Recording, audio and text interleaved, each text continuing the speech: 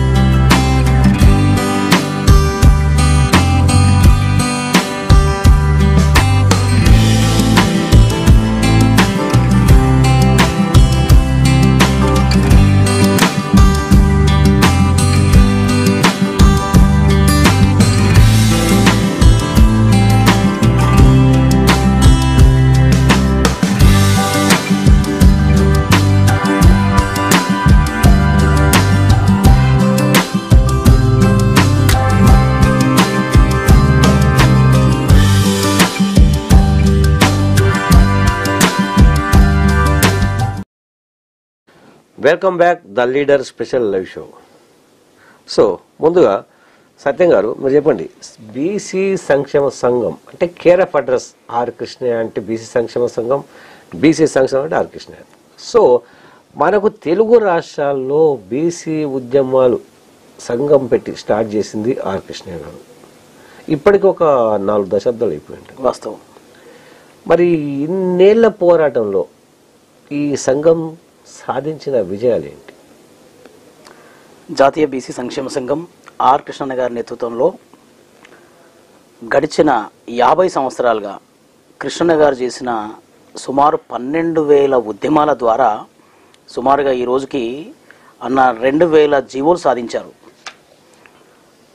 ఆయన ఉద్యమమే ఊపిరిగా నిత్యం ఉద్యమాలతోనే సాధించిన విజయాలు ఎన్నో ఉన్నాయి. ఆ విజయాలలో అతి ముఖ్యమైనది ఫీజు రియంబర్స్మెంట్.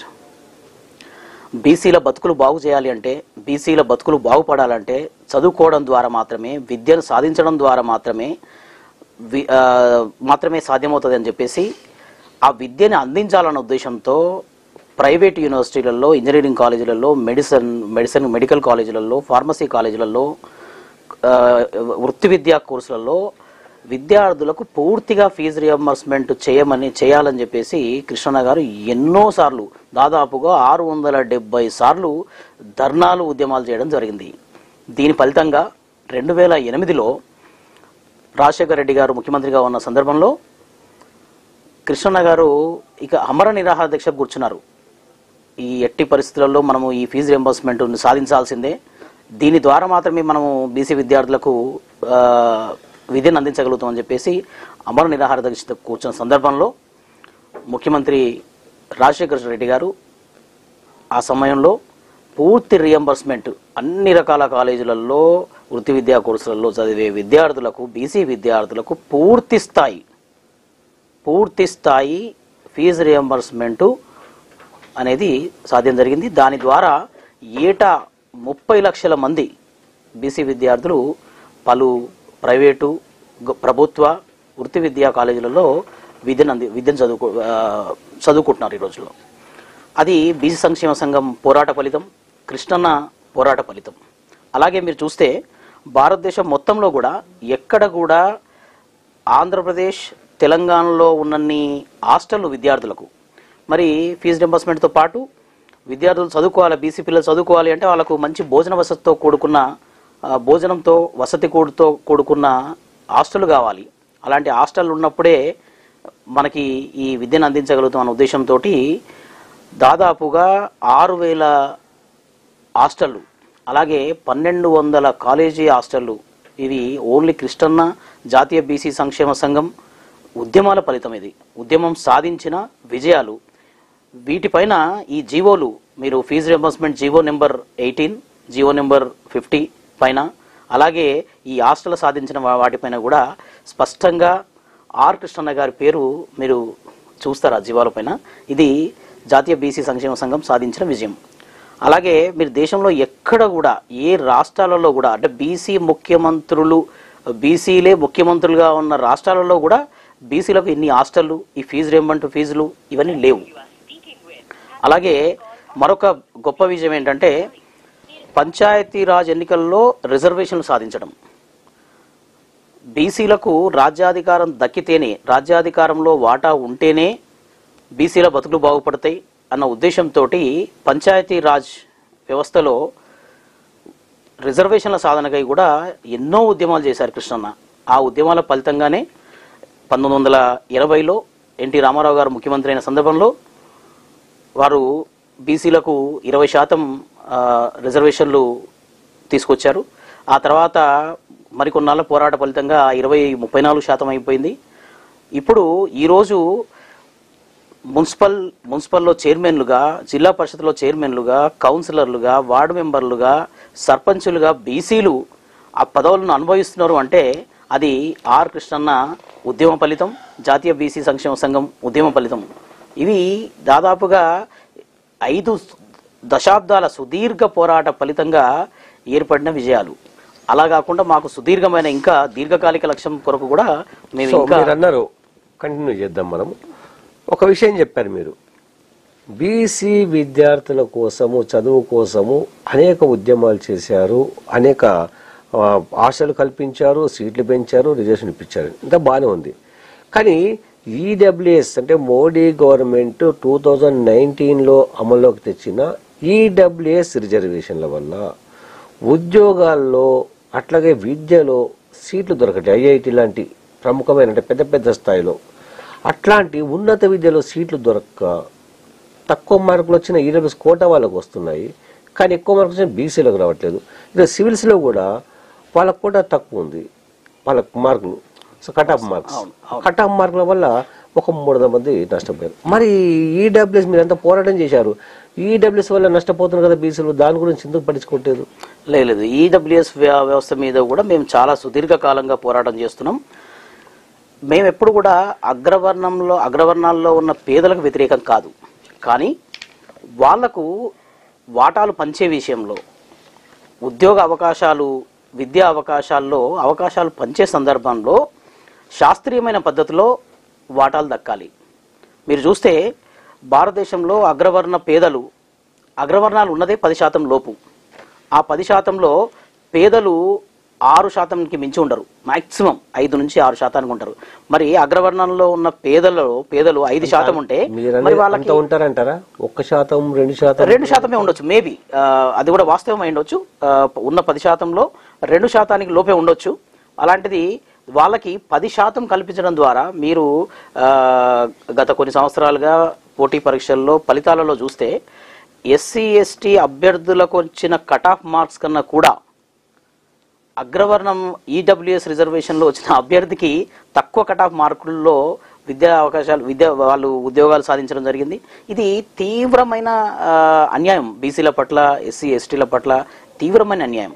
అదే బీసీ అని చెప్పుకునే మోడీ ప్రభుత్వం ఎవరు చేశారు ఉద్యమం? ఈడబ్ల్యూఎస్ లో మాకు 10% రిజర్వేషన్లు కావాలని ఎక్కడ పోరాటాలు జరిగినాయి? ఏ నాయకుడు పోరాటం చేసిండని అగ్గు మేఘాల పైన అప్పటికప్పుడు దాని బిల్లు పాస్ చేసి రాజ్యాంగ సవరణ చేసి మీరు ఈడబ్ల్యూఎస్ రిజర్వేషన్ తీసుకురావాల్సిన అవసరమే ఉంది. ఎన్ని ఉద్యమాలు జరిగినాయి, ఎన్ని వేల మంది ఎవరు అడిగారు మిమ్మల్ని ఆ రిజర్వేషన్ తీసుకురమ్మని? మీరుగా కావాలని తీసుకొచ్చిన బీసీల అవకాశాలలో దెబ్బకొట్టే ప్రయత్నంలో చేసిన కుట్రగానే మేము ఈడబ్ల్యూఎస్ రిజర్వేషన్ పరిగణిస్తాం. ఈడబ్ల్యూఎస్ రిజర్వేషన్లు అగ్రవర్ణంలో ఉన్న పేదలకు మా మద్దతు ఎప్పుడూ ఉంటుంది, కానీ అవి శాస్త్రీయ పద్ధతిలో జరగాలనేది మా అంశం. ఇప్పుడు మీరు ఇంకోటి ఏంటంటే కులగణన గురించి కూడా బీసీ సంక్షేమ సంఘం తరఫున మీ అధ్యక్షులు ఆర్ కృష్ణయ్య గారు కూడా జాతీయ స్థాయిలో ఉద్యమాలు చేయడం జరిగింది. ఢిల్లీలో వెళ్ళి కూడా ధర్నాలు చేయడం జరిగింది, ఆందోళన చేయడం జరిగింది. కానీ అయినప్పటికీ కేంద్ర ప్రభుత్వం కులగణన గురించి ఎటువంటి ప్రకటన చేయలేదు. మరి ఆ విషయంలో మీ పాత్ర ఏంటి? అంటే వైఖరి సపోర్టెడా అన్సపోర్టెడా ఏ రకంగా వివరించారు? స్వతంత్ర భారతదేశంలో 76 సంవత్సరాల స్వతంత్ర భారతదేశంలో ఉన్న కులాలు సుమారుగా 2640 కులాలు. ఇలాంటి కులాలలో 2600 కులాలు ఇప్పటికి కూడా పార్లమెంటు మెట్లెక్కలేదు. అసలు పార్లమెంట్లో ఏం జరుగుతుందో తెలియదు. వాళ్ళకు సంబంధించిన చట్టాలు, వాళ్ళకు సంబంధించిన సంక్షేమ పథకాలు ఎలా చేస్తారు, ఏం చేస్తారన్న విషయం పై వాళ్ళకి అసలు తెలియదు ఏం జరుగుతుందో. మరి ప్రజాస్వామ్య దేశం అంటేనే ప్రజల కొరకు, ప్రజల చేత, ప్రజల వలన అంటారు కదా. మరి అలాంటి ప్రజాస్వామ్య దేశంలో మెజారిటీ బీసీలు దాదాపుగా 70 కోట్లకు పైగా ఉన్న భారతదేశంలో ఉన్న బీసీలకు రాజ్యాధికారంలో ప్రాతినిధ్యం లేకుండా ఇది భారతదేశం ఎట్లా అవుతుంది? అగ్రవర్ణాలకే 10% లోపు ఉన్న అగ్రవర్ణాలే 76 సంవత్సరాలుగా పరిపాలన చేస్తూ భారతదేశంలో ఉన్న 70 కోట్ల బీసీలకు రాజ్యాధికారంలో వాటా లేకుండా, వాళ్ళ బాగోగులు చేయకుండా, వాళ్ళకు ప్రాతినిధ్యం లేకుండా ఇది ప్రజాస్వామ్యం ఎలా అవుతుంది? మేము ఈ అంశాన్ని దృష్టిలో పెట్టుకొని కేంద్ర ప్రభుత్వాన్ని కొన్ని సంవత్సరాలుగా కులగణన చేయమని అడుగుతున్నాం. మనకు 2022లో కరోనా అనంతర ప్రాంతంలో కేంద్ర ప్రభుత్వం కులగణన చేయాల్సిన అవసరం వచ్చింది. 35 కాలమ్స్ ఉన్న కులగణన పట్టికలో ఇంకొక కాలం యాడ్ చేసి ఒక్క పైసా అదనపు పైసా ఖర్చు లేకుండా మీ కులం ఏంటి, జనాభా లెక్కల్లో మీ కులం ఏంటని జనాభా లెక్కల పట్టికలో ఒక్క కాలం చేయడానికి మీకు వచ్చిన కష్టం ఏంది, మీకు వచ్చిన నష్టం ఏంది? అంటే ఈ దేశంలో ఉన్న బీసీలను లెక్కిస్తే ఆ బీసీలు ఎంతమంది ఉన్నారో తెలిస్తే వాళ్ళకి రావాల్సిన అవకాశాలు ఇవ్వాల్సి వస్తుంది. దాంట్లో మేమేం చేస్తాం? ఇప్పుడు మాకు జరుగుతున్న నష్టాలపైన మేము ఎప్పుడైనా ఏదైనా విద్య, వైద్య, ఉద్యోగ అవకాశాలలో ఎప్పుడైనా ఎక్కడైనా లోపాలు జరిగితే మేము కోర్టు మెట్లు ఎక్కినప్పుడు కోర్టులు ఏమంటున్నాయి? బీసీల సరి అయిన లెక్కలు లేని కారణంగా, అసలు మీరు ఎంతమంది ఉన్నారో లెక్కలు లేని కారణంగా మేము దీనిపైన ఏమి చెప్పలేమంటున్నాయి. అలాగే చాలాసార్లు కేంద్ర ప్రభుత్వానికి స్పష్టమైన ఆదేశాలు కూడా ఇవ్వడం జరిగింది. సుప్రీంకోర్టు, వివిధ రాష్ట్రాల్లోని హైకోర్టులు కూడా జనాభా లెక్కింపుల్లో కులగణన చేయండి అని స్పష్టంగా చెప్పినాయి, ఆదేశాలు ఇచ్చినాయి. ఎందుకు చేయడం లేదు? మీరు చేస్తే మీకు వచ్చే నష్టం ఏముంది? భారతీయ జనతా పార్టీ, కేంద్ర ప్రభుత్వంలో ఉన్న భారతీయ జనతా పార్టీ ప్రధానమంత్రి బీసీ బిడ్డ, బీసీ అభ్యర్థి. కానీ బీసీల పట్ల పూర్తి పక్షపాత ధోరణితో, వ్యతిరేక ధోరణితో భారతీయ జనతా పార్టీ ఉంది. మీరు చూస్తే కృష్ణన్న గారు కులగణన చేయాలని చెప్పేసి సుప్రీంకోర్టులో కేసు వేశారు. ఆ కేసు సందర్భంలో కూడా కేంద్ర ప్రభుత్వం స్పష్టంగా సుప్రీంకోర్టుకు చెప్పింది, మేము కులగణన చేయబోము అని. ఎందుకు చేయరు మీరు? అసలు మీకు వచ్చే నష్టం ఏమో చెప్పండి ఫస్ట్. అసలు వాళ్ళు చెప్పే ఒక అదేంటంటే కులగణన చేస్తే వివక్ష ఏర్పడుతుంది అని. కులగణన చేస్తే ఎందుకు వివక్ష ఏర్పడుతుంది? ఎస్సీ ఎస్టీలకు కులాల వారీగా లెక్కింపులు జరుగుతున్నాయి ఈ దేశంలో మతాల వారీగా లెక్కలు జరుగుతున్నాయి. బౌద్ధులు, జైనులు, రకరకాల క్రైస్తవులు, ముస్లిమ్స్, మైనారిటీలు, రకరకాల కులాల లెక్క జరుగుతుంది. ఎక్కడ జరిగినాయి? ఎక్కడ వివక్ష కొనసాగింది? ఎక్కడ వివక్షతోటి అంతర్యుద్ధం జరిగింది? ఎక్కడ యుద్ధాలు జరిగినాయి? ఏమైనాయి? దేశం సుభిక్షంగా ఉంది, శాంతిగా ఉంది. ఒక్క బీసీలను లెక్కిస్తేనే శాంతి దెబ్బతింటదా? కాదు కదా. సో ఇదంతా ఏంటంటే కుట్రలో భాగం. బీసీలను అణచివేయాలన్న కుట్రలో భాగమే ఈ కులగణన చేయకపోవడం అనేది మేము అనుకుంటున్నాం. దాని సాధన కొరకు ఉద్యమాలు చేస్తాం. ఖచ్చితంగా ఈ దేశంలో జాతీయ బీసీ సంక్షేమ సంఘం ఆర్ కృష్ణ నేతృత్వంలో ఖచ్చితంగా మేము కులగణన సాధిస్తామని చెప్తున్నాం. ఇప్పుడు మీరు అన్నారు ఒక మాట, కుట్ర అని. మండల్ కమిషన్ నిర్ణయానికి, రిపోర్టుకు వ్యతిరేకంగా కుట్ర చేసింది ఎవరు? రథయాత్ర చేసింది ఎవరు? రథయాత్ర పార్టిసిపేట్ చేసింది కూడా మోడీ కదా. అవును, ఆ రోజు అద్వానీ రథ చేశారు, మరి మోడీ కూడా పార్టిసిపేట్ చేశారు. కానీ మళ్ళీ ఓబీసీ అని చెప్పుకుంటారు. మరి ఒక ఓబీసీ అనే వ్యక్తి ప్రైమ్ మినిస్టర్ అయి ఓబీసీలను తొక్కేయడానికి కారణం ఏంటంటారు? పేరుకు ప్రధానమంత్రి, దేశ ప్రధాని బీసీ అనే చెప్పుకుంటారు. కానీ వాళ్ళకి బీసీల పట్ల ఎలాంటి ప్రేమ లేదు. మీరు చూస్తే మండల్ కమిషన్లో దాదాపుగా 40 సిఫార్సులు మండల్ కమిషన్ చేసింది. ఆ 40 సిఫార్సుల్లో ఒక్క ఉద్యోగంలో విద్యలో 27% రిజర్వేషన్లు తప్ప, ఈ 2 అంశాలు తప్ప మిగతా 38 అంశాలని తొక్కిపెట్టింది కేంద్ర ప్రభుత్వం. వాటిని పట్టింపు లేదు, వాటిని పట్టించుకునే పరిస్థితి లేదు. ఇదంతా కూడా ఏంటంటే అధికారాన్ని విభజిస్తే ఎక్కడ బీసీ జాతులు చైతన్యం చెంది వాళ్ళు ఎక్కడ తమ అధికారాన్ని ఒకసారి అధికారంలోకి వస్తే ఎక్కడ ఈ అధికారంలోకి మళ్ళీ మేము కోల్పోతామన్న దుగ్ధ కారణంగానే వీళ్ళు ఇలాంటి కుట్రకు పాల్పడుతున్నారని నా అభిప్రాయం. ఇప్పుడు మీరు అన్నట్టుగా కులగణన చేపడితే బీసీల శాతం ఎంతో తెలుస్తుంది కాబట్టి బీసీలకు ఏ రకంగా రాజకీయంగా కానీ మిగతా పరంగా అవకాశం ఇవ్వని తెలుస్తుంది. సో అటువంటి కులగణన చేపట్టని కేంద్ర ప్రభుత్వం విషయంలో మరి మొన్నటి ఎన్నికల్లో మీ పాత్ర ఏముండే, అసలు ఏ రకంగా ప్రచారం చేశారు మీ సంఘం? నేను ఈ విషయంలో ఒక స్పష్టమైన అంశం చెప్పదలుచాను మీకు. జాతీయ బీసీ సంక్షేమ జాతీయ కాంగ్రెస్ పార్టీ వాళ్ళ ఎన్నికల మేనిఫెస్టోలోను చాలా సందర్భాల్లో రాహుల్ గాంధీ గారు చాలా స్పష్టంగా చెప్పారు, ఈ దేశంలో కులగణన చేస్తేనే, దేశాన్ని కులగణన చేసి ఎక్స్రే చేస్తే తప్ప మనం బీసీల బతుకులు బాగు చేయలేము. బీసీల సామాజిక ఆర్థిక స్థితిగతులు ఏందో పూర్తిగా తెలుసుకుంటే తప్ప వాళ్ళకి న్యాయం జరగదు. కాబట్టి మేము అధికారంలోకి రాగానే స్పష్టంగా బీసీ కులగణన చేస్తామని వాళ్ళ డిక్లరేషన్లో చెప్పడం జరిగింది. పలు సందర్భాలు ఒకటే కాదు, మేము కేంద్ర ప్రభుత్వంలో ప్రత్యేక మంత్రిత్వ శాఖ గురించి అడుగుతున్నాం. అలాగే లాభాల్లో ఉన్న ఎల్ఐసి, రైల్వే లాంటి వాటిని ఎట్టి పరిస్థితులలో ప్రైవేట్ పరం చేయకూడదని అడుగుతున్నాం. అలాగే ఉద్యోగ రిజర్వేషన్లో కూడా ఉద్యోగ ప్రమోషన్లో కూడా రిజర్వేషన్లు కావాలని చెప్పేసి కేంద్ర ప్రభుత్వం అడుగుతున్నాం. సుప్రీంకోర్టు, హైకోర్టులో ప్రధాన న్యాయమూర్తులను నియమించేటప్పుడు కూడా సామాజిక సమానత్వాన్ని దృష్టిలో పెట్టుకొని బీసీలకు అవకాశాలు ఇవ్వాలని కూడా చెప్తున్నాం.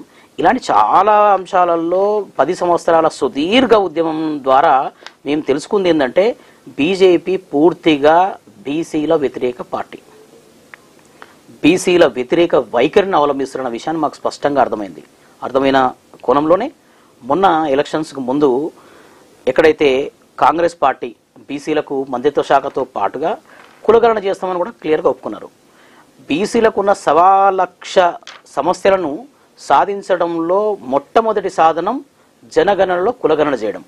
ఒక్కసారి గనక ఈ కులగణన జరిగితే బీసీలకు రావాల్సిన అన్ని రంగాల్లో రావాల్సిన వాటా మేమెంతో మాకంతా ఆ వాటా ప్రకారం మాకు వస్తుందన్న ఉద్దేశంతో మొన్న మేము స్పష్టంగా ఇండియా కూటమికి మద్దతు ప్రకటించడం జరిగింది.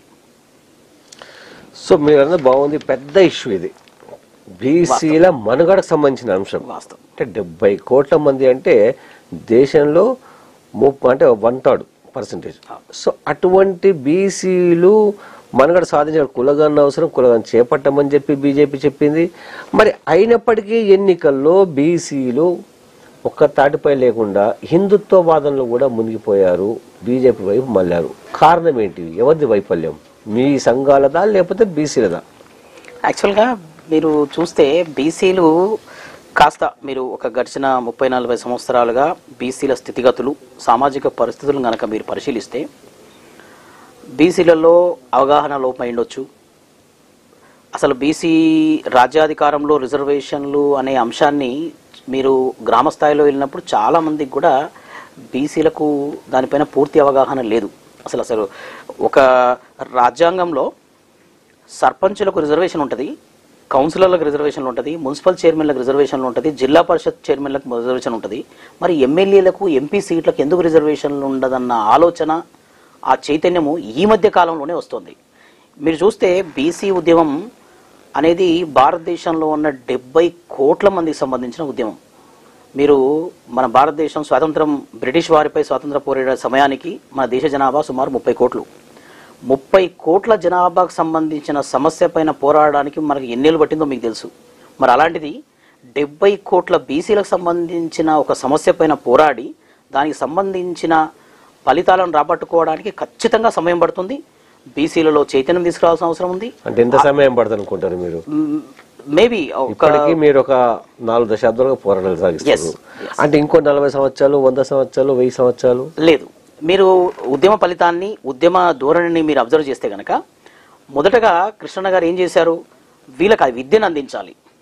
విద్యను అందించాలి అంటే ఫీజు రియంబర్స్మెంట్ అనే కార్యక్రమం ఉండాలి, ఫీజు రియంబర్స్మెంట్ చేయాలని చెప్పేసి ఫీజు రియంబర్స్మెంట్ సాధించారు. అలాగే మంచి హాస్టల్ ఉండాలి, కాలేజీలకు, స్కూళ్ళకి, గురుకులాలకు ఉండాలన్న ఉద్దేశంతో 6000 హాస్టళ్లు, 1200 గురుకులాలను సాధించారు.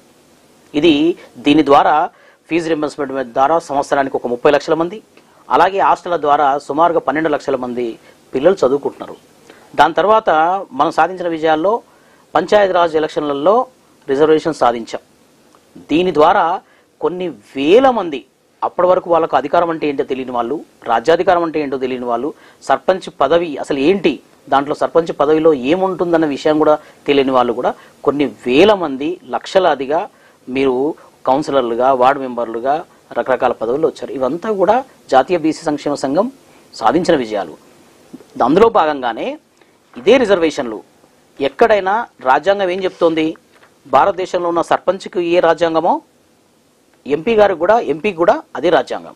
మరి మీరు అట్టడుగునున్న సర్పంచ్కి, కౌన్సిలర్లకు, వార్డు మెంబర్ పదవులకేమో రిజర్వేషన్లు అంటే ఒప్పుకున్నారు, విధాన నిర్ణయాలు చేసే అసెంబ్లీలో ఎమ్మెల్యేలుగా, పార్లమెంట్లో ఎంపీలుగా కావడానికి ఎందుకు ఒప్పుకోవట్లేదు? ఒకే రాజ్యాంగం కదా సర్పంచ్కైనా ఎవరికైనా, ఎందుకు ఒప్పుకోవడం లేదు?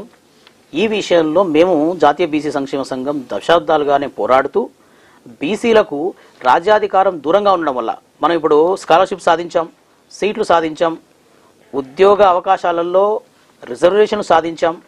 మరి ఇప్పుడు ఇంకేం సాధించాలి? అన్నింటికన్నా మూలం రాజ్యాధికారం. ఏ రోజైతే బీసీలకు రాజ్యాధికారం వస్తుందో ఆ రోజే ఈ దేశంలో ఉన్న బీసీల బతుకులు బాగుపడతాయి, వాళ్ళకు సమాన వాటా దొరుకుతుంది, అన్ని సాధ్యమవుతాయన్న ఉద్దేశంతోనే బీసీలలో రాజకీయ కాంక్ష రగల్చడం, దానికి సంబంధించిన మార్గాన్ని సుగమం చేయడం, వాళ్ళలో చైతన్యం చేయడానికి దశాబ్ద కాలంగా పోరాడుతున్నాం.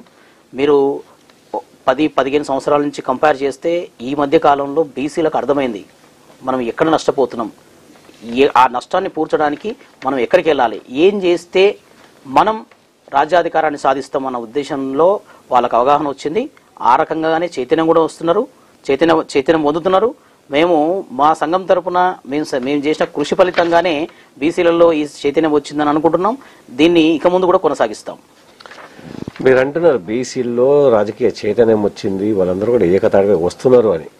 కానీ మొన్నటి పార్లమెంట్ ఎన్నికలు, అంతకుముందు అసెంబ్లీ ఎన్నికలు, వీటిని పోలింగ్ సర్ని కానీ వాళ్ళ తీరు కానీ చూస్తే బీసీలు రాజకీయ పార్టీల వారిగా చీలిపోవడం క్లియర్ గా కనిపించింది. వాస్తవం, క్లియర్ గా. సో అందులో బీసీ వాదం కన్నా తమ నాయకుడు లేకుంటే తమ మతము, మళ్ళీ ఒక మతానికి వ్యతిరేకం. సో ఈ రకంగా బీసీలు చీలిపోతూ ఉంటే మీరు ఒక తాటికి తీసుకురాలనుకుంటారు. ఈ చీలిపోతుంటే ఇక వీరందరూ ఏకతాటిపైకి రావాలంటే ఒక 1000 సంవత్సరాలు పడుతుండొచ్చా? లేదు. వీటన్నిటికీ, ఈ సమస్యలన్నిటికీ సంజీవని లాంటిదే కులగణన ఒకసారి చేపడితే తద్వారా రాజకీయ రిజర్వేషన్ సాధించడం, రాజకీయ రిజర్వేషన్లు అనే సాధన ఒక్కసారి జరిగితే దాని ద్వారా బీసీలకు ఎమ్మెల్యేలుగా, ఎంపీలుగా, పార్లమెంట్లో, అసెంబ్లీలలో వాళ్ళకంటూ ఒక రిజర్వేషన్లు కేటాయింపు జరిగితే ఖచ్చితంగా బీసీలు రాజ్యాధికారం పొందుతారు. ఆ చైతన్యం కూడా వాళ్ళలో వస్తుంది. పార్టీల వారిగా చీలారన్నది వాస్తవం. బీసీలకు ఇప్పుడు ఉన్న భారతదేశంలో ఉన్న అన్ని పార్టీలు, మెజారిటీ పార్టీలన్నీ కూడా అగ్రవర్ణాల చేతిలో బందీ అయిపోయినాయి, అగ్రవర్ణాలే నడిపిస్తున్నారు. ఆ పార్టీలలో వాళ్ళు ఎప్పుడు కూడా బీసీలను ఒక ఓటు బ్యాంకుగా చూడడం తప్పితే, ఓట్లేసే యంత్రాలుగా చూడడం తప్పితే, వాళ్ళకు కూడా అధికారంలో భాగం పంచాలని, రాజ్యాధికారంలో భాగం పంచాలని వాస్తవానికి ఏ రాజకీయ పార్టీ కూడా లేదు. ఎప్పుడు కూడా అధికారం అనేది పోరాడితే వచ్చేదే. మీరు మాకు సీట్లు ఇవ్వండి, లేదంటే మాకు ఎమ్మెల్యే, ఎంపీ సీట్లు ఇవ్వండి అంటే ఏ రాజకీయ పార్టీ కూడా పక్కన పెట్టేస్తుంది. ఎంతోమంది జెండాలు మోసి దశాబ్దాలుగా ఒక రాజకీయ పార్టీలో ఉంటూ జెండాలు మోసిన బీసీ బిడ్డలు ఎంతమందికి లాస్ట్ మినిట్లో బీఫామ్ ఇచ్చే సమయంలో కూడా మార్పు అంటే వాళ్ళకు డబ్బులు ఏదైనా కారణంతోనో ఇంకేదైనా కారణంతో పక్కన పెట్టిన సందర్భాలు కొన్ని వందల సందర్భాలు ఉన్నాయి. ఇవన్నీ కూడా బీసీలు గమనిస్తున్నారు, వాళ్ళకు జరుగుతున్న నష్టాన్ని గమనిస్తున్నారు. సో ఈ ఖచ్చితంగా కొన్నాళ్ళల్లో మరి ఎంతో దూరం లేదు, మేము కలలుగానే రాజ్యాధికారం అనేది ఎంతో దూరంలో లేదు, ఖచ్చితంగా సాధిస్తామని అనుకుంటున్నాం మేము. ఇప్పుడు గత ఎన్నికల అసెంబ్లీ ఎన్నికల సందర్భంలో అప్పుడు ఒక 23 మంది వరకు ఎమ్మెల్యేలు బీసీలు, మొన్నటికి వచ్చే వరకు ఆ సంఖ్య 18కి తగ్గింది. అంటే మీరేమో మేము బీసీల రాజ్యాధికారానికి వచ్చేస్తాం, మా వల్ల చైతన్యం వచ్చేస్తుంది అని మీరు చెప్తున్నారు. కానీ పరిస్థితి చూస్తే తిరోగమనం అవుతుంది. అయినప్పటికీ అంటే సీట్లు టికెట్లు ఇవ్వకపోయినప్పటికీ బీసీలు మాత్రం ఆ పార్టీని వదలడం లేదు. అంటే దీని అర్థం ఏంటి? 23,18 అయింది, 18,15 అవుతుంది. అంటే మళ్ళీ పాతకాలంలాగా తిరోగమనమా, బీసీలకు రాజకీయంగా దూరమయ్యే అవకాశం ఇది? వాస్తవానికి 76 సంవత్సరాల స్వతంత్ర భారతదేశంలో రాజకీయ పార్టీల పయనం ఈ ఎన్నికల తంతుని ఎలా మార్చేశారంటే, బీసీలు అట్టడుగులున్న వర్గాలు, ఎస్సీ ఎస్టీలు, బీసీలు అందుకోలేనంత స్థాయిలో ఆ వ్యవస్థని మార్చేశారు. మీరు చూస్తే ఏదైనా ఎన్నికల్లో, అసెంబ్లీ ఎన్నికలు కానీ పార్లమెంట్ ఎన్నికల్లో కానీ ధన ప్రవాహం అనేది విపరీతంగా పెరిగిపోయింది. అభ్యర్థికి టికెట్ ఇచ్చేటప్పుడు మీకు ఎన్ని కోట్ల ఆస్తులు ఉన్నాయి, మీరు ఎంత ఖర్చు పెడతారని అడుగుతోంది. అభ్యర్థి గుణగణాలని, విద్యార్హతలను చూసి ఇవ్వట్లేదు. మీరు ఎన్నికల్లో ఎంత ఖర్చు పెడతారు, ఏం చేస్తారన్న ఉద్దేశంతోనే రాజకీయ పార్టీలన్నీ కూడా అగ్రవర్ణాలకు అంటే బీసీలకు టికెట్లు ఇవ్వడం లేదు, ఎట్ ద సేమ్ టైం ఖర్చు పెట్టుకునే అభ్యర్థులకు, అగ్రవర్ణంలో ఉన్న అభ్యర్థులకే సీట్లు ఇస్తున్నాయి. ఈ నష్టపోతున్న బీసీలు, అనగదొక్కబడుతున్న బీసీలకు మీరు చూశారు, ప్రపంచంలో జరిగిన చరిత్రలన్నీ కూడా, పోరాట చరిత్రలు, ఉద్యమాలన్నీ కూడా అణచివేయబడ్డ వర్గాల నుంచే వస్తాయి. 76 సంవత్సరాల నుంచి అణచివేస్తూనే ఉన్నారు బీసీలకు. బీసీలలో ఇది చాప కింద నీరులా మనకు ఎన్నాళ్ళు ఈ రాజకీయ పార్టీల్లో ఉన్నా, ఎన్నేళ్ళు ఈ జెండా మోసినా వీళ్ళు మనకు టికెట్లు ఇవ్వరు, ఆ సీటుపై కూర్చొనివ్వరు, మనల్ని అనగదొక్కుతూనే ఉంటారని చెప్పేసి ఒక ప్రజెంట్ సిచ్యువేషన్ అంటే తెలంగాణ, ఏపీలో అసెంబ్లీ పార్లమెంట్ ఎన్నికలు అయిపోయాయి. అంటే ప్రధానమైన చట్టసభల్లో నిర్ణయాలు తీసుకునే అవకాశాలు అసెంబ్లీ పార్లమెంట్. ఇప్పుడు ఈ అసెంబ్లీ పార్లమెంట్ అయిన తర్వాత మీరు రాజకీయ పార్టీ పెట్టడం వల్ల ఉపయోగం ఏంటి? నెక్స్ట్ ఎలక్షన్ల వరకు ఏం పెద్ద ఉపయోగం ఉండదు కదా. రాజకీయ లక్ష్యాలను సాధించేటప్పుడు మీరు తెలంగాణ ఉద్యమం తీసుకోండి ఉదాహరణగా.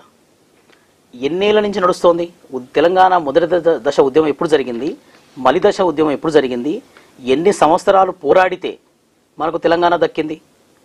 సో రాజకీయ సంబంధమైన లక్ష్యాలను సాధించడానికి ఓపికతో ఉండాలి, ప్రజల్లో కంటిన్యూగా చైతన్యపరుస్తూ ఉండాలి. చైతన్యపరుస్తూ అక్కడ ఉన్న ప్లాట్ఫామ్ ఏదైతే ఉందో ఆ ప్లాట్ఫామ్ని మెరుగుపరుస్తూ, సమయం సందర్భాన్ని బట్టి మనకున్న ప్లాట్ఫామ్ని మారుస్తూ సుదీర్ఘకాల పోరాటం ద్వారా మాత్రమే బీసీలు రాజ్యాధికారంలోకి రాగలుగుతారు. కానీ అదేదో అప్పటికప్పుడు చేసే పరిస్థితులు లేవు ఇప్పుడున్న పరిస్థితుల్లో. సో మీరు అన్నది 2 పాయింట్స్ ఉన్నాయి. రాజకీయ పార్టీలు బాగా డబ్బున్న వాళ్ళకే టికెట్ ఇస్తారు, 100% వాస్తవం. అందులో బీసీలు కూడా. సో ఈ రకమైన డిమాండ్ వల్ల కేవలం బీసీల్లో కూడా కొన్ని పిడికెడు కులాలు, అంటే ఇప్పుడు మనం ఏదైతే పిడికెడు కులాలే పాలిస్తున్నాయని చెప్తున్నాం రాజ్యాధికారంలో, ఆ పిడికెడు కులాలు సేమ్ బీసీల్లో కూడా పిడికెడు కులాలు, అంటే కొన్ని కులాలు ఆర్థికంగా రాజకీయంగా డెవలప్ అయిన వాళ్ళు మాత్రమే తిరిగి టికెట్ తెచ్చుకోవడం, తిరిగి ఎమ్మెల్యే ఎంపీలు కావడం, మిగతా బీసీ కులాలు కూడా తిరిగి అదే రకంగా అంచెవేతకు గురవడం. ఇది జరుగుతుందా లేదా? వాస్తవానికి నేను మీకు మొదట్లోనే చెప్పినట్టుగా రిజర్వేషన్ల ప్రక్రియ అనేది శాస్త్రీయ దృక్పథంలో జరగాలి. బీసీలలో కూడా కొన్ని కులాలు ఆర్థికంగా, సామాజికంగా ముందంజలో ఉన్నాయి, కొన్ని కులాలు మరీ అత్యంత వెనుకబడిన పరిస్థితుల్లో ఉన్నాయి. మీరు ఒక రాజకీయ కోణంలోనే కాదు, కంటే కూడా దారుణంగా ఉంది వాస్తవం, అది వాస్తవం. ఒక రాజకీయ కోణంలోనే రాజ్యాధికార కోణంలోనే కాదు, వాళ్ళ సామాజిక పరిస్థితి సమంగా కూడా, వారి ఆర్థికంగా కూడా చాలా అత్యంత వెనుకబడిన కులాలు ఉన్నాయి. మేము ఎప్పుడు కూడా రిజర్వేషన్లు అనేది ఎప్పుడు కూడా శాస్త్రీయ దృక్పథంలో జరగాలి. ఖచ్చితంగా బీసీలలో కూడా అత్యంత వెనుకబడిన వర్గాలు ఏవైతే ఉన్నాయో వాళ్ళకి ముందు పీటేయాలి. వాళ్ళకి ఆ సంక్షేమ ఫలితాలు, ఆ ఫలాలు అనేది ముందుగా అందాలనేది మా విమతం. అంటే దేశానికి స్వతంత్రం వచ్చి 77 సంవత్సరాలు అవుతున్నా నేటికి బీసీలు కనీసం చదువుకోవడానికి కూడా మనం చూస్తున్నాం. బీసీలో 136 కులాల్లో కనీసం 100 కులాలు ఇంకా అట్టడుగు పరిస్థితుల్లో ఉన్నారు. పైకి చెప్పుకునే ముదిరాజ్ లాంటి కులం కూడా చాలా పెద్దది, కానీ ఆర్థికంగా చూస్తే చాలా చితికిపోయినారు. అంటే ఏమనంటే 136 కులాల్లో 100 కులాలకు పైగా స్వతంత్రం 77 ఏళ్ళుగా వస్తుంది ఆగస్టుకు. అంటే ఈ స్థాయిలో ఉంది అంటే అసలు ఈ దేశం బాగుపడుతుందా? అంటే ఇదే అణచివేత కొనసాగుతుంది అనుకుంటున్నారా? అణచివేత కొనసాగుతుందన్న విషయాన్ని బీసీలు గమనించారు, మొదటి పాయింట్. కానీ భారతదేశంలో ఉన్న పార్టీలు ఏవైనా, ఇప్పుడు మీరు బీజేపీ కానివ్వండి, రేపు పొద్దున కాంగ్రెస్ కానివ్వండి, భారతదేశాన్ని అగ్రపదాన నిలబెడతాం, ప్రపంచ పటంలో అగ్రపదాన నిలబెడతామని చెప్తారు. అగ్రపదంలో నిలబెట్టాలకన్నా ముందు భారతదేశంలో ఉన్న 70 కోట్ల బీసీల బతుకులు బాగు చేయకుండా నువ్వు ఈ రకంగా దేశాన్ని అగ్రభాగా నిలబెడతావు? బీసీల బతుకులు మెజారిటీ వర్గం 70 కోట్ల మంది బతుకులు బాగు చేస్తేనే ఆ రకంగా. గురజాడ అప్పారావు ఒక కొటేషన్ గుర్తుకొచ్చింది. ఇప్పుడు బీజేపీ వాళ్ళు ఏమంటే దేశం కోసం ధర్మం కోసం అని చెప్తారు బీజేపీ వాళ్ళు. గురజాడ అప్పారావు ఏం చెప్పారంటే దేశం అంటే మట్టి కాదు, దేశం అంటే మనుషులు అన్నారు. మరి దేశం కోసం అంటే మీరు అన్నట్టుగా దేశం కోసం అంటే మనుషుల కోసం చేయాలి. మరి మనుషులు అంటే ఈ దేశంలో 70 కోట్ల మంది మరి వాళ్ళ కోసం చేయడం దేశం కోసం అంటే ఏంటి అర్థం? రాజకీయ పార్టీలుగా వాళ్ళకి మీరు చేయాలి కదా అట్లాంటి. వాస్తవం. మేము ఆ విషయంలో మేము ప్రశ్నిస్తున్నాం. పార్టీలు వాళ్ళదైన విధానపరమైన ఒక ఎజెండాతోటి, వాళ్ళ ఇంటర్నల్ ఎజెండాలతోటే మీరు ముందుకు వస్తే మీకు తెలియదు కాదు. ప్రతి పార్టీకి కూడా జాతీయ స్థాయిలో జాతీయ పార్టీలందరికీ కూడా వాటికి స్పష్టమైన విధి విధానాలు, వారిదంటూ సొంత మేనిఫెస్టోలు, ఆ మేనిఫెస్టో ద్వారా మాత్రమే వాళ్ళు వస్తున్నారు. బీజేపీ అనేది స్పష్టంగా వాళ్ళకు మతపరమైన, మీరు అబ్జర్వ్ చేస్తే తెలుస్తుంది మీకు, మతపరమైన రాజకీయాలే చేస్తోంది. ఈ మతపరమైన రాజకీయాలకు జాతీయ బీసీ సంక్షేమ సంఘం ఎప్పుడు కూడా వ్యతిరేకమే. ఏ రాజకీయ పార్టీ అయినా మతపరమైన రాజకీయాలు నిషిద్ధం, అసలు చేయాల్సిన అవసరం లేని పరిస్థితి, చేయకూడదు కూడా. సో బీసీల కోసం మేము ఏ పార్టీ అయితే బీసీల కోసం బీసీల అజెండాతో ఉంటుందో ఆ బీసీల ఆ పార్టీ అడుగుజాడ అంటే ఆ పార్టీకి అండగా ఉంటాం. ఆ పార్టీ ద్వారా మాత్రమే ముందుకెళ్తాం. ఇప్పుడు మీరు అన్నారు పార్టీల వారిగా, అంటే బీసీలు ఇంతవరకు ఉన్నారు కాబట్టి ఈ పర్సంటేజ్ ఉన్నారు కాబట్టి మీకు ఓట్లు కావాలంటే మాకు ఈ శాతం ఖచ్చితంగా సీట్లు ఇవ్వాలని మీరు కొట్లాడుతున్నారు. అయినా పార్టీలు పట్టించుకుపోవడానికి కారణం ఏంటి? ఇంత శాతం ఉన్నప్పుడు బీసీలు ఓట్లు వేయకపోతే మేము అధికారంలోకి రాము అని భయం ఎందుకు లేదు వాళ్ళకు? ఇందులో కొంత అవాస్తవం ఉంది. ఏంటంటే భారతదేశంలో బీసీల కులగణన కోసం, చట్టసభల్లో రిజర్వేషన్ల కోసం మేము పోరాడుతున్న పరిణామ క్రమంలో కృష్ణన్న గారు దేశంలో ఉన్న అన్ని జాతీయ పార్టీలను, ప్రాంతీయ పార్టీలను కలవడం, దాంట్లో వాళ్ళ అజెండాని చెప్పడం, ఇవన్నీ కూడా జరిగాయి. ఈ క్రమంలోనే 14 పార్టీలు, భారతదేశంలో ఉన్న 14 పార్టీలు చట్టసభల్లో రిజర్వేషన్ల కోసం స్పష్టమైన మద్దతు ప్రకటించినాయి. మీరు జనగణనలో కులగణన చేయాలన్న అంశం పైన కూడా ఒక 2 చిన్న అంశాలు చెప్తాను నేను. ఒకటి, ఇన్ని సంవత్సరాలుగా పోరాటం చేస్తున్న కృష్ణన్న గారు ఎందుకు సీఎం కాలేకపోయారు? మీరు ఎప్పుడు కూడా ఉద్యమాలకంటూ ఒక లక్ష్యం ఉంటుంది. ఆ లక్ష్యంలో వ్యక్తిగత లక్ష్యమా, వ్యవస్థ లక్ష్యమా, అసలు ఏ సాధన కోసం ఈ ఉద్యమాన్ని నడుపుతున్నాం అనేది అంతర్లీనంగా స్పష్టంగా ఉంటుంది. జాతీయ బీసీ సంక్షేమ సంఘం ఆర్ కృష్ణన్న గారు బీసీల బతుకు బాగు చేయడం కోసమే, బీసీలకి రాజ్యాధికారంలో వాటా కోసమే పోరాడుతున్నాడు. కానీ మీరు సీఎం పదవిని దృష్టిలో పెట్టుకొని ఎన్నోసార్లు అవకాశాలు వచ్చాయి. మీరు తెలుగుదేశం పార్టీ గతంలో కృష్ణన్న గారిని స్పష్టంగా 2014లో సీఎం అభ్యర్థిగా పెట్టే ఎన్నికలకు వెళ్ళిరు. ఆయనకి అన్ని రాజకీయ పార్టీలు, మొన్న వైఎస్ఆర్సీపీ కూడా కృష్ణన్న గారిని పిలిచి మీ గొంతు పార్లమెంట్లో వినబడితే మీరు బీసీల గొంతుకే ఉంటారు, మీరు స్పష్టంగా బీసీల కోసం పోరాడుతున్నారు కాబట్టి పార్లమెంట్ స్థాయిలో మాట్లాడండి అని చెప్పేసి అన్నను రాజ్యసభకు పంపించడం జరిగింది. పార్టీలు మద్దతు ఇస్తున్నాయి, పార్టీలలో కూడా చైతన్యం వచ్చింది. పార్టీలు ఎప్పుడు కూడా ఎటువైపు వెళ్తే, అంటే బీసీలు ఎటువైపు ఉన్నారు, ఏం జరుగుతుందన్న దాన్ని బట్టి ఆగ్రహ ఆవేశాలకు గురి కాకుండా ఉండడానికి చాలా పార్టీలు, ఇప్పుడు మరియు కులగణన గురించి చాలా భారతదేశంలో ఉన్న చాలా రాష్ట్ర ప్రభుత్వాలు స్పష్టంగా అసెంబ్లీలో తీర్మానం చేసి కేంద్ర ప్రభుత్వానికి పంపించినాయి. మీరు కులగణన చేయండి, జనగణన చేయండి అని చెప్పేసి ఈ మార్పు అంతా ఏంటి? ఉద్యమం ఫలితమే కదా. సో ఓకే, ఇంకోటి ఏంటంటే మనకు ఎవరైతే ఈ బీసీల కోసం చైతన్యం కల్పించడము, విద్యాపరంగా వాళ్ళకి అవకాశాలు కల్పించారో, మహాత్మా జ్యోతిరావు పూలే కానీ, హక్కులు కల్పించిన అంబేద్కర్, వీళ్ళ గురించి బీసీలో ఎక్కువ చైతన్యం లేదు. మరి అటువంటి చైతన్యం తీసుకోవడానికి ఎంత ప్రయత్నం చేస్తారు? అంటే ఒక పూలే, ఒక అంబేద్కర్ వాళ్ళ గురించి లేదు. మీరు పూలే గురించి కానీ, అంబేద్కర్ గారి గురించి కానీ మీరు దాదాపుగా 15 సంవత్సరాల నుంచి కృష్ణన్న పోరాడి వాళ్ళ జయంతుల్ని, వర్ధంతుల్ని ప్రభుత్వ కార్యక్రమాలుగా, ప్రభుత్వమే నిర్ణయించేటట్టుగా వాళ్ళ మీద ఒత్తిడి తీసుకొచ్చి, మీరు చూస్తే పూలే జయంతి కార్యక్రమాన్ని కానీ, అంబేద్కర్ జయంతి కార్యక్రమాన్ని కానీ ప్రభుత్వ కార్యక్రమంలాగా చాలా, అంటే ప్రజల్లో అన్ని జిల్లాల్లో, అన్ని గ్రామాల్లో స్పష్టంగా మీరు ఏ జయంతి కార్యక్రమాల్లో కానీ మిగతా కార్యక్రమాలలో చాలా చైతన్యం. ఫైనల్ ఒకటే లైన్ చెప్పండి, సమీప భవిష్యత్తులో మీ ఉద్యమం ఎట్లా ఉండబోతుంది? జస్ట్ ఒక లైన్ ఫైనల్ గా. ఒక్కటే, మేము అన్నింటికీ మూలమైన చట్టసభల్లో రిజర్వేషన్లు సాధించే పరిణామ క్రమంలో ముందుగా జనగణనలో కులగణన చేయాలనేది మా ప్రధాన డిమాండ్. దాన్ని తొందరలోనే సాధిస్తాం. తద్వారా రాజ్యాధికారాన్ని కూడా సాధిస్తాం. రాజ్యాధికారాన్ని ఒకసారి సాధిస్తే ఈ దేశంలో ఉన్న అన్ని వనరులపైన, అన్ని అవకాశాలపైన బీసీలకు వారెంతో వారికి అంతా ఆ వాటా దక్కుతుందనేది మా అభిప్రాయం, మా ఆశ కూడా. సో ఓకే, గుజ సత్యం గారు, లైవ్ షో కోసం థ్యాంక్ యూ వెరీ మచ్. మరోసారి మరో ఇంటర్వ్యూ కూడా ఖచ్చితంగా మీరు అన్నట్టు ఆశించిన ఆశయాలు దక్కిన తర్వాత ఖచ్చితంగా మళ్ళీ మాట్లాడుకుందాం. సో అప్పటి వరకు సెలవు తీసుకుందాం. సో ఇది ఇవాల్టి the leader special live show. మరో ఎపిసోడ్లో మరో లీడర్తో మరోసారి కలుసుకుందాం. అప్పటి వరకు సెలవు.